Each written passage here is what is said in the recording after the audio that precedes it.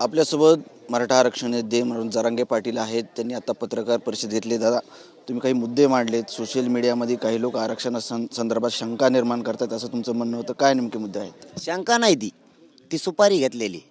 गोरगरीब मराठ्यांच्या पोरांचं कल्याण व्हायला लागलं, यांना पाहिजे. कोणाला श्रेय पाहिजे तर कोणाला सत्ताधाऱ्यातल्या काही लोकांना श्रेय पाहिजे, काही विरोधी पक्षातल्याला पाहिजे. विरोधी पक्षातल्या लोकांना वाटतंय आपण पुढं काय करायचं मग. म्हणजे हे झुंजत ठेवायचं, असंच भिजत घोंगडं ठेवायचं, आरक्षणाचं होऊ द्यायचं नाही. आता हे पडद्यामागून काही येत, पुढं आहेत पोरं, पण पाठीमागून पडद्यामागून त्यांचे नेते आहेत. काहींचे मंत्री येतात तर काहीचे नेते येतात, तर काहीचे विरोधी पक्षातले नेते आहेत, काही संघटनेचे आहेत, तर काही कुठं ग्रुपवाले आहेत, तर काही समाजाचं काम करणारे आहेत. यांचे दुकानं काही काही ज्यांचे बंद पडले ते आहेत. आता खरे अभ्यासक जे आहेत महाराष्ट्रातले, ते बिचारे त्या सगळ्या सोयऱ्यांचा कायदा मजबूत करायसाठी ते तिथं बाजू मांडणार आहेत. सचिव भांगे साहेबांपाशी मांडणार आहेत. कारण हरकती देणं आहे ते कायदा मजबूत करण्याचं. 75 वर्षात गोरगरिबांसाठी कायदा झाला आहे हा सगळ्या सोयऱ्यांचा. म्हणजे ज्याच्या नोंदी सापडल्या नाहीत कुणबी, त्यांना कुणबी प्रमाणपत्र देण्यासाठी हा कायदा आहे. मग आता हे खूप मोठं काम झालेलं आहे, पण काहीला नाही खपत. त्यांना वाटतं मी चिकाटीनं काम करतो, समाजाचं प्रामाणिकपणाचं करतो, जीवाची बाजी लावून करतो, फुटत नाही, मॅनेज होत नाही. आणि काही काही हेच नेमकं सहन होत नाही की आपण लई वर्षापासून करतो. आता तू लई वर्षापासून करतो, आता मागच्या पुण्यावर कोवर जगवतो. इथं रोजचे रोज त्याग करायला लागतो, हे ते योग्य आहे. जो रोज इथं कष्ट करल, त्याग करल, तो मोठवतो. मग आज यांनी केलेलं याच्यावर कसं जमन? आज यांनी केलेलं पुण्यावर नातवाचं कवा चांगलं व्हायचं? तसं तू मागं 20-30 वर्षात केलं असेल का एखादा कार्यक्रम, त्याच्या जेव्हा आत्ता होते का, तो रोज रोज तुला तेच करायला लागेल. सातत्य ठेवायला लागेल तुला रोज त्याच्यात. मी सातत्य ठेवतो माझ्या गोरगरिबांसाठी. मी चिकाटीनं काम करतो, परवा करत नाही, जीवाची बाजी लावून लढतो, भेद बी नाही, मरायला पण. ते त्यांना सहन होत नाही. त्यांना वाटतं आता हे मुद्दा मार्गी निघाण्याचा मार्ग आहे. त्यांना एवढं तरी कळायला पाहिजे. आता गोरगरीब करोडो मराठ्यांना कळालंय की एवढा मोठा जर ह्यो कायदा नसता तर इतका विरोध त्याला झालाच नसता. सगळे याचिका दाखल करायला तुटून पडले सगळेजण. मग तेवढं तरी त्यांना गरिबाला कळालं ह्यो कायदा मोठा आहे, तेव्हा सगळे विरोधक एकीकून झालेत. मग ह्या काहीच 10-5 जण आहेत, हे जास्त नाहीत, 40 जण आहेत. यांना एवढं कळू नये का की समाजाचं कल्याण झालं? अरे कधी नाही जाती एक झाली. 75 वर्षात मिळालं नाही ते 70 लाख नोंदी मिळाल्या. त्यातून 1.5 कोटी लोकांना प्रमाणपत्र मिळालेत. किती कल्याण जातीत झाले, जात एक झाली. मागासवर्ग आयोगाची नेमणूक दुसऱ्यांदा झाली, मागासवर्ग आयोगाची. त्यांनी अहवाल पण दिला.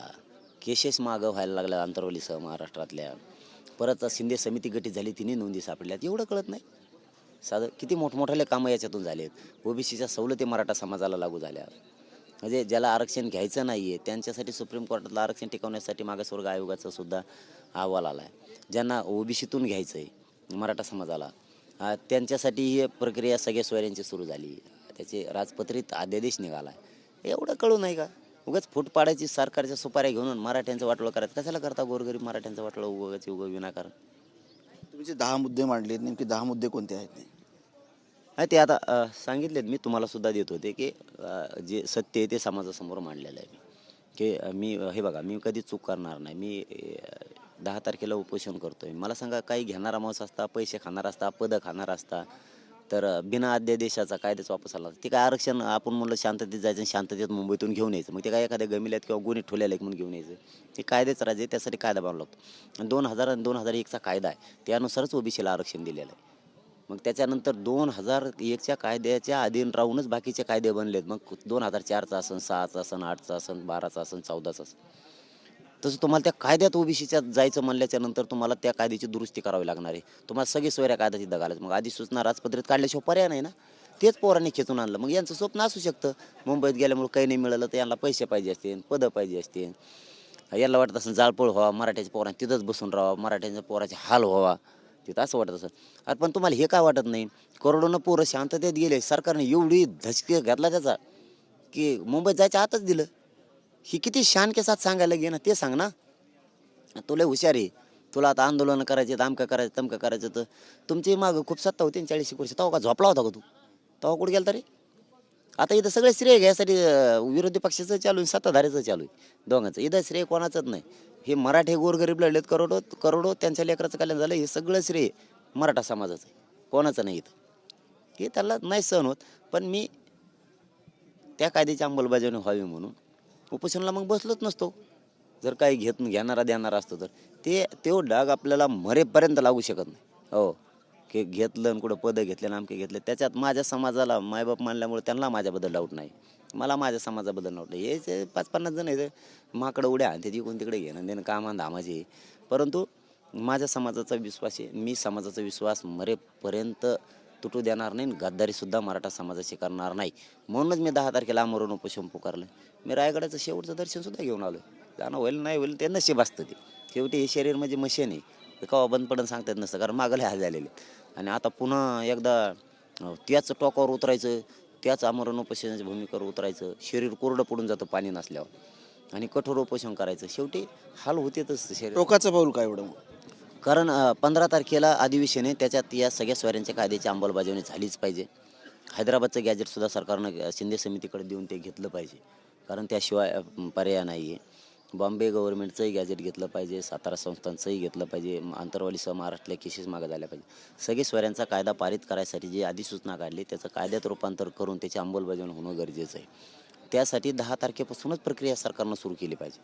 म्हणून 10 तारखेला उपोषण आहे. आणि मी समाजासाठीच आयुष्य दिलं आहे. शेवटपर्यंत समाजाचेच लेकरं मोठे व्हावेत म्हणून करणार आहे. आणि यांना बाकीच्यांना वाटत असं हे विषय संपला म्हणजे मग आपण कोणाच्या जीवावर कमायचं, कोणाच्या जीवावर पदं घ्यायची. मी गोरगरीब मराठ्यांचे पोरं मोठे होण्यासाठी ही लढाई, गरजवंत मराठ्यांची ही लढाई, हे यांच्यासाठी नाही आहे. यांना गरजच नाही वाटतं तिची, म्हणून हे सरकारच्या सुपाऱ्या घेऊन उलटं सुलटं बोलतात. पण त्यांचे बी नेते उघडे पाडल्याशी सोडत नाही. 2-4 जर गप नाही बसले ते, यांच्या माग कोणी ना ते धनाधनच उघडे पाडतो. तुम्ही म्हणताय 40 वर्ष तुमची सत्ता होती, नेमकं कोणाकडे बोट करताय तुम्ही? हेच नाही का बुळबुळ लावल्या त्यांनी, काही माकडं विरोधी पक्षाची आहेत आणि काही सत्ताधाऱ्याचे सुद्धा आहेत. त्यांच्यातल्या काही गटांना वाटतं आपल्या श्रेय घ्यावा, हे दिलेलेच. त्यांना वाटत असेल ही शक्यता म्हणतोय मी तुम्हाला, त्यांना वाटत असेल विरोधीवाल्याला आपण कोणचा मुद्दे सांगायचे आता मराठी घुमायला. मग तर इथं कायमचा तुकडा पाडला ह्या पोरानं या आरक्षणाचा. म्हणून त्यांचेच लिहायचं काय मिळालं त्यांचे 10-5 माकडं लिहितात, यांचे 10-5 जण येतात त्यांचे लिहितात. मग हेच मग उघडे पाडणार. यांना कोणी पुढं घातलं? आम्ही यांना जे सोशल मीडियावर यांना काही नाही म्हणणार. यांच्या पाठीमागून पडद्यामागून कोणी ना तेच पिक्चरमध्ये समोर आणणार. हां, सर्वसामान्य करोडो मराठ्यांपुढे एकदा उभा केले का हे यांचे कार्यकर्ते हे सोशल मीडियावर मुद्दाम लिहितात. मग त्यांनी जर 2-4 दिवसात नाही बंद केले ते पुढे आणलेच म्हणून समजायचे. पुढे निवडणुका आहेत, या नेत्यांना पक्षातील असतील, विरोधी पक्षातील असतील, सत्ताधारी असतील, यांना भीती वाटते का मराठा एकत्र आलाय?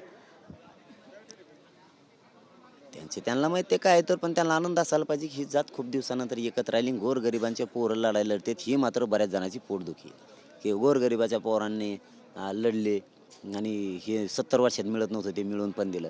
ही सगळ्यात मोठी पोटजळी असू शकते, त्यांची पोटदुखी असू शकते.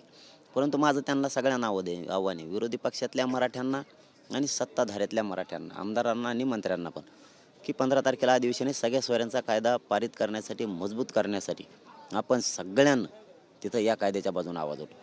ही माझी तुम्हाला खरोखर माझ्या गोरगरीब करोडो मराठ्यांच्या लेकरासाठी हात जोडून विनंती. तुम्ही तिथं आवाज उठवा. आणि अभ्यासकांनाही महाराष्ट्रातली विनंती, इकडे तिकडे लिहित बसण्यापेक्षा तुम्ही म्हणणं तिथं सचिव भांगे साहेबांकडं मांडा की तुमची सगळे सोयऱ्यांबद्दलची व्याख्या काय, तुम्हाला काय काय म्हणणं मांडायचं तिथं मांडा. आणि ह्यो कायदा कसा मजबूत होईन, गोरगरीब मराठ्यांच्या पोराचं कसं कल्याण होईल यासाठी काम करा. उगाच इकडे लिहित बसून मराठा समाजाचा रोष अंगावर घेऊ नका. कारण सामान्य मराठी मात्र आता एक झालेले ते फुटत नाहीत. आणि सामान्य मराठी करोडो जे आहेत त्यांसाठी काम करायला मी खंबीर उभा आहे, त्यांच्या पाठीशी समाजाचे. त्यामुळे समाजाला माहिती आहे, समाजात आमच्यात किती तुम्ही काही म्हणलं तरी फूट होत नाही, गैरसमजसुद्धा होत नाही. सत्तेतील असतील, विरोधी पक्षातील असतील, मराठा आमदारांनी एकत्र यावं असं तुम्ही म्हणताय. नाही आले तर काय परिणाम भोगावे लागतील यांना? नाही मग आता आमच्या लेकराच्या उभा नाही राहिल्यावर मला सांगा तुम्ही, आमच्या गोरगरीब मराठ्यांच्या लेकराच्या पाठीशी नाही उभा राहिल्यावर, ते जर अधिवेशनात नाही बोलले, मागच्या काय झालं सगळ्याला माहिती आहे, रॅलीत काय झालं ते माहिती. आता शेवटचे समाजाच्या वतीने मी त्यांना हात जोडून विनंती केली की तुम्ही गोरगरीब मराठ्यांच्या लेकराचं कल्याण होणार आहे, तुम्ही आता सगळेजण उभा राहा ताकदीनं. आणि तुम्ही जर उभा राहणार नसाल तर मराठी त्यांना ते का दारात कसं काय येऊन देते गोरगरीब आहे त्यांना. तुम्ही जर आमच्या लेकराच्या बाजूने उभा नाही राहणार म्हणल्यावर, आता आम्ही विनंती केली राहा म्हणून, तुम्ही राहायला पाहिजे. तुम्ही नाही राहिल्यावर ते कसं काय त्यांच्या दारात उभा करतील तुम्हाला? मग कारण तुम्हाला जर त्याचीच गरज असली एकट्याची आणि त्याचं ऐकून जर मराठीचं पोराचं वाटोळं करायचं असलं, तुम्हाला मराठीची गरज नसली तर मराठीची गरज किती आहे या महाराष्ट्रात तुम्हाला मग वेळ आल्यावर कळणार. निवडणुकीत परिणाम भोगावे लागतील त्यांना? नाही, निवडणुकीबद्दल बोललोच नाही मी आणखी, कारण राजकारण माझा अजेंडाच नाही. मी फक्त एवढंच सांगतोय, आमच्या लेकरांच्या बाजूनं तुम्ही नाही उभा राहिले तर तुम्हाला पण प्रॉब्लेम येणार आहेत आमच्या दारात उभा राहताना गोरगरिबाचे. एवढं मात्र त्यांना मी ठाम सांगतो, कारण आम्ही आता आमचे लेकरं मोठं करायला ठरवलेत आणि यांना असं वाटतंय काय काय ना मराठ्यांचे गोरगरिबाचे लेकरं मोठे झाल्यावर आपले पॉम्पलेट कोण चिटकीन, झेंडे कोण घेईल. त्यामुळे आरक्षणाचा विषय त्यांना मार्गी निघू द्यायचं नसतं. पण हे पट्ट्या इथं बसून येणं, मी आहे ना इथं त्यांचा मुलगा म्हणून येणं, मी कशाला आहे समाजाचा मायबाप मानलंय. कसंच या अंमलबजावणी करत नाही ते बघतो ना मी. आलं त्यासाठीच उपोषण धरलंय. समाजाचं फक्त एवढ्याच वेळेस ऐकत नाही नसता, प्रत्येक वेळेस समाजा शब्दाच्या पुढं नाही की मी यावेळेस आमरण उपोषण करणार. कारण एक जीव महत्त्वाचा नाही आहे, पण करोडो जीव महत्त्वाचे. करोडो लेकरं गरिबाचे मराठ्यांचे मोठे झाले पाहिजेत. मग आपला एक जीव असला का नसला काय फरक नाही पडत, पण अंमलबजावणी करून आरक्षण नसलेल्या मराठ्यांच्या पदरात आरक्षण टाकल्याशिवाय मी मात्र गप्प बसत नाही. नाही गप्प बसणार. उद्यापासून पुन्हा दौऱ्यावर निघताय, कसा दौरा असणार आहे, कुठे कुठे सभा होणार आहेत? उद्या 6 तारखेला आम्ही 12 वाजता अंतरवालीहून पुणे जिल्ह्यात निघतोय. आळंदी, चाकण त्या मार्गे. आळंदीला मोठा कार्यक्रम आहे, तिथं आसपासच्या 1-2 गावात आहे ती कार्यक्रम, आणि आळंदीतच आणि परिसरात तिथं बाजूला पुढच्या शहरात काही मुक्काम आहेत सगळ्यांचे. आळंदीला काही येत, काही मला वाटतं चाकणला आसपास कुठं असे मुक्काम आहेत. आता डिटेलमध्ये आहे त्याच्यावरती. 7 तारखेला आम्ही पनवेल कामोठ्याला मोठा कार्यक्रम आहे. नवी मुंबईत चेंबूर 7 तारखेलाच. आणि दादरला कैलासवासी आपले शशिकांतप्पा पवार यांचा प्रथम पुण्यस्मरण आहे. ते दुःखाचा कार्यक्रम आहे, त्यामुळं समाज म्हणून आपण तिथं जाणं आवश्यक आहे. तो 6 वाजता आहे 7 तारखेला. सायंकाळी 4 वाजता एक कार्यक्रम आहे वकील बांधवांचा. त्याच्यानंतर पुन्हा आयोजकांचा आहे 7, 8, 9 वाजता आहे मला वाटतं रात्री. म्हणजे ते 2 वाजेपर्यंत मुंबईतच 7 तारखेला कार्यक्रम आहेत, दिवसभर पण आणि रात्री पण. आणि रात्री 2 वाजता आम्ही निघणार आहे 7 तारखेला. 8 तारखेला नाशिक जिल्ह्यात कार्यक्रम आहेत साल्हेरला, सटाणा साल्हेरला. त्या साल्हेर किल्ल्यावरती आम्ही जातो आहे 8 तारखेला. 8 तारखेला 4-5 वाजता आम्ही सायंकाळी तिथून निघणार आहे पुन्हा आंतरवालीकडं, संभाजीनगर मार्गे आंतरवालीला. 9 तारखेला बीड जिल्ह्यात कार्यक्रम आहे, बोगलगाव, गेवरा तालुक्यात आणि बीड तालुक्यात कोळवाडी म्हणून आहे. त्या प्रचंड मोठा कार्यक्रम, तो कार्यक्रम आहे. ते दिवसभर ते कार्यक्रम चालणार आहेत बीड जिल्ह्यातले.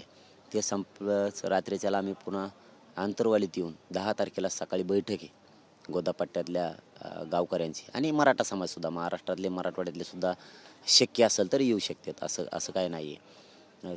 ती बैठक आहे आणि बैठक संपल्याच्यानंतर लगेच आमरण उपोषणाला 10 तारखेला मी सुरुवात करतो. आमरण उपोषण करताय जोपर्यंत मराठा आरक्षणात जो मुद्दा आहे त्याचं कायद्यात रूपांतर होत नाही, अंमलबजावणी होत नाही, तोपर्यंत माघार नाही. नाही, माघार पहिल्यापासूनच नाही, आजच नाही. ही नवीन शब्दच नाही आहे माझा. मी 20-22 वर्षापासून समाजासाठीच करतो, त्याच्या पलीकडे मला काही दिसतच नाही. मग मी कुठंही बोलो, मी समाजाचं आरक्षण आणि त्याशिवाय बोलतच नाही. त्यामुळे माझ्या समाजाला माझ्यावरती कसलीच शंका नाही, कारण मी वाईट पाऊल उचलतच नाही, चुकीचं पाऊलच मी टाकत नाही. मी आता माझेच पाठ नाही थुपटून घेत, पण माझ्या इतकं चिकाटीनं, चिवटपणानं आंदोलन सातत्यानं कोणीच नाही लावून धरू शकत. मी बळच नाही म्हणत, कारण 5 महिने खेडे गाव आहे, शेतकऱ्याचं गाव आहे. सलग लढणं सोपं गोष्ट नाही आहे. सलग लढतंय मी समाजासाठी, सलग सातत्यानं 24 घंटे लढतोय. 24 घंटे, असं काय नाही की अर्धा घंटा इकडे तिकडे. 24 घंटे समाजासाठी. आज 5 महिने उलटून गेले. मराठा समाज आणि त्यांच्या लेकराला आरक्षण मिळायसाठी 24 घंटे लढतो. आणि मी आता शेवट रायगडचं दर्शन घेऊन आलो. जाणं होईल नाही, शरीर आहे ते, म्हणजे काय ते धमकी नाही किंवा काय नाही. जाणं होईल नाही होईल, पण माझ्या राजाचं मी दैवताचं दर्शन घेऊन आलो 10 तारखेला बसणार. कारण मागचे उपोषणं कठोर झाले, त्यामुळे ते यावेळी शरीर कितपत साथ देते याच्यावर अवलंबून आहे. कारण शरीर किती साथ देईन माहीत नाही, पण मी हटत नाही. सगळ्या सोयऱ्यांच्या कायद्याची अंमलबजावणी केल्याशिवाय, हैदराबादचं गॅजेट लागू केल्याशिवाय मी हटत नाही आणि हटणारसुद्धा नाही. कारण ती प्रक्रिया 10 तारखेपासूनच सरकारला सुरू करणं गरजेचं आहे. तेव्हा 15 तारखेला अधिवेशन आहे, त्या अधिवेशनात ही करता येईल. ते मनोज जरांगे पाटील रायगडाचं दर्शन घेऊन आले, छत्रपतींचं दर्शन घेतलं. साथ देईल ना, शरीर साथ देईल नाही देईल माहीत नाही, परंतु 10 तारखेला आमरण उपोषण करून मराठ्यांच्या पदरात आरक्षण पाडणार अशी त्यांची ठाम भूमिका आहे. कॅमेरामॅन अमित आढेसह संजय सरवदे, TV9 मराठी, अंतर्वादी सराटी, जालना.